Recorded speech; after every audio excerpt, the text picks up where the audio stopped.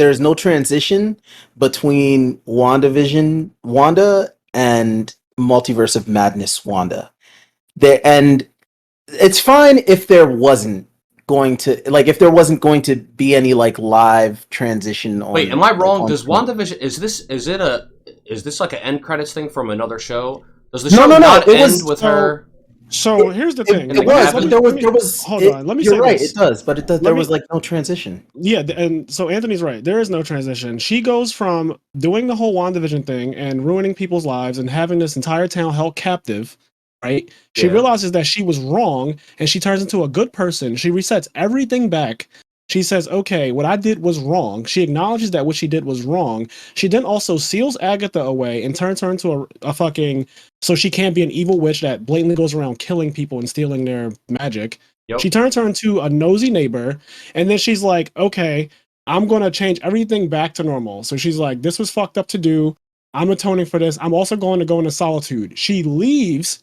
The show ends, and then it does a post-credit scene, and it's her reading through in like a secluded location. It's her reading through the dark tome. At the time, we don't even know what the fuck is going on, but she's floating in the air, and she has on the cool costume, and she's like looking through the dark tome, just going through the pages. But like from our perspective, we don't know anything about that. Like it's just like, okay, she's going through this book, and she's now has this full it's like the silhouette of the costume. Like she didn't actually have it on really. It was like a glowy thing. It looked really fucking dope. But the point is like, the last thing that you heard her say was like, okay, this was a bad thing that I did. Like in so many words, like this is a bad thing I did. I'm going to go and like seclude myself. And that's what she did. That's what she does. And then the next time you see her is like, And I guess this is the natural progression of it. The next time you see her, she's like, I've been very reasonable up until now. And you're like, bitch, what are you talking about? Yeah, like you just were not reasonable. Like literally, you're talking about being reasonable. Like you literally just took over an entire fucking town. We have no idea town of people. what you're talking about. What do you mean? There was nothing reasonable about that. That was such a fucking insane thing to do, to take the free will of all these human beings. And now you're like, well, I'm just going to kill people now. Well, she was talking about being reasonable in terms of poor America. Yeah. But like the scary part about it is that these are made up children that she actually has the power to create again. Period. That is simply a fact. Like that cannot be discounted. We can't overlook the fact that she created those kids and she could do it again. She is stronger now than she was in WandaVision. That is also a fact that cannot be disputed. Like this is a stronger character who can create people. She did not have sex with Vision to have those kids. That did not happen. I think that's part of her dilemma and part of her problem, in that when she was under essentially her own spell, and when she turned all of that off, the time that she was under that spell felt real to her, and she, created emotions, and she had like this attachment to these kids. So I don't look at it necessarily as like, oh, she fucking created these kids and she can just recreate them, because obviously yes, but that's not necessarily how it happened for her. For her, she had these kids and it felt real because at the time she wasn't fully aware of what she herself was even doing. So then explain to me her wanting to go to a different universe, because if she can't just create the kids again, then how the hell do you think... No, she can create them again. But I think that's the thing. She's not thinking on like a sane... She's not thinking on a reasonable mindset. She's trying her best to like... She's trying to... From what I got from it, she's trying to use her power to like attain something. Steal someone else's kids. Yeah, she's literally trying to use her power to steal a completely different set of kids. Those are not the same kids, by the way. I'm not saying she's a good guy. I'm just saying I'm saying, because it sounds like you're arguing against the fact that the premise of the movie is fucking stupid, and I think that is ridiculous. Like I don't think we can get past the fact that she is trying to steal someone else's children, and that's the entire that's her plot point. Is I'm going to steal these kids away. And when I could create the same kids, because they're not, if you go to another universe, those are not your children. So her saying, I want my kids back, you might as well create your own, because at that point, like you stealing someone else's, those are different kids. We saw that every universe has its own, like everyone's different. Like you're not the same person in every universe. Yeah, and I mean, people in the movie try to explain that to her. I think Wong tries to explain that to her, but she is... Why did no one say, Wanda, bring them back? Like, why, like, these are some of the smartest people. You have literally Reed Richards, who's like one of the smartest people ever, like, Wanda, go back to your universe and create your Bring your kids again. I'm not gonna get started on that part of the movie. To be fair, also Reed terrible, Reed right? never Also got a terrible. chance to talk to her. To be fair, Reed got destroyed. Oh, he did talk to her. He told her that Black Bolt could kill her with one that's from what his mouth. they didn't get much of a. No, we're talking about it now. Now we're talking about it. We're talking about it now. This is what I don't want to talk about this part yet because that whole part I thought was cool, and then I realized it was terrible. Yes. But anyway, so the reasoning the movie tries to give you is that she is being manipulated by the Darkhold. Like she has a Darkhold and the Darkhold has her, is what I think they said, which is probably the only good writing in the movie. But anyway, and no one says to this girl, "Yo, you're wilding. Why don't you just create the kids again using the power?" The Darkhold can do anything. Apparently, it can literally do anything. If she's single-minded in anything, I can understand like your darkest desire being like the only thing you want to do, right? The problem is that like the plot was poorly written for it because like. Okay, this movie is a great example of telling and not showing. Like, there's a lot told to us, and they never show us shit.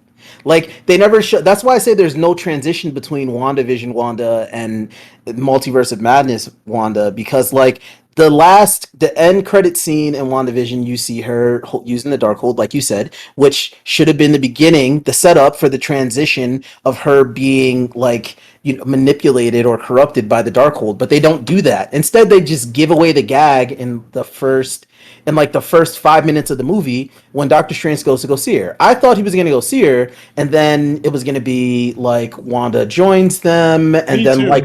like over like half of the next act, she really starts to get corrupted and then starts doing what she wants to do. Yeah, that would have been a lot better. But the movie set it up where she was already on some bullshit. She was already fucking evil and ready to kill everyone. And I'm just like, they did that where's the jump? They did that for a plot twist. They did all of this for a fucking plot twist that but had no payoff. It was bad. It was a bad twist. It had no payoff whatsoever. They did this huge plot twist. Was like, oh, Wanda's actually going to be the main villain. Because when I was watching it, I said, wait a second.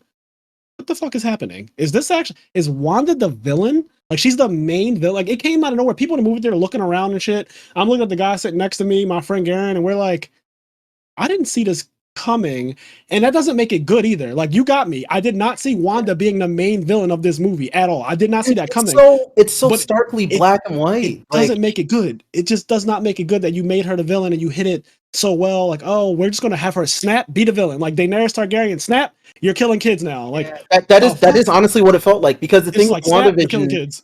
The thing with WandaVision is like it was all this setup. She went through this entire character arc, and even though what she did was terrible, like the perspective, like it gave you enough perspective to be like, well, she what she did was wrong, but right, and like you were able to kind of like see the gray area in it, and that's why that show was well done. That one This episode, didn't really have any gray area. No, the thing about WandaVision though is that once again, it's what she did was wrong, but it's not even like what she did was wrong on purpose. WandaVision, the other thing it does is it shows us that she's extremely emotionally unstable. So that's why I think going into this movie, it still makes sense for her, because she may be the strongest witch or whatever in the universe. She may have like the strongest magic in the universe, but that doesn't mean she's the most intelligent. Nobody ever argued that Wanda was a super intelligent person, right? Yeah, she's but you don't very have to emotionally be super intelligent to do something you've already done. Like I just think that it's ridiculous to keep discounting this point that she could just create these kids again. I'm not going to let that go. I'm not. Yeah, I mean she could, but she could literally create them again. The movie's bad. Yeah, but she could also want. The movie is bad. The entire premise. She could create the kid again instead of killing a bunch of people and trying to kill another Wanda and steal her children. Period. She could have also just like got orphaned versions of her kid in some universe, and there's so many better. Do you know how many different things that she could have done that would have been infinitely better than what we had to watch? But this is a movie. Well, she was trying to do those things. Like the whole point was she was trying to get the power to travel between the multiverse, right? I know. And then she would, find whatever someone else's kids. They even asked her, Wanda, what's going to happen to the Wanda in the universe that has her children? Like she didn't say anything. She didn't have an answer for the movie. Didn't even have an answer for itself. She knows what she's doing is wrong, but she still wants it's still something she wants to do because she wants to find either real quick kids or whatever. But I think that it makes sense because she's dealing with grief because she wants she wants to try to have something that's real, and then you can see through the movie as people try to explain things to her, and she starts to like unravel, and she realizes like what she's doing is wrong, but she's still kind of single-minded and going forward with doing it. I don't think, just to be clear, I don't think this is a 10 out of 10 movie, but I do understand sort of what they were trying to go with Wanda's character and sort of the grief and the mental instability of what her goals were. What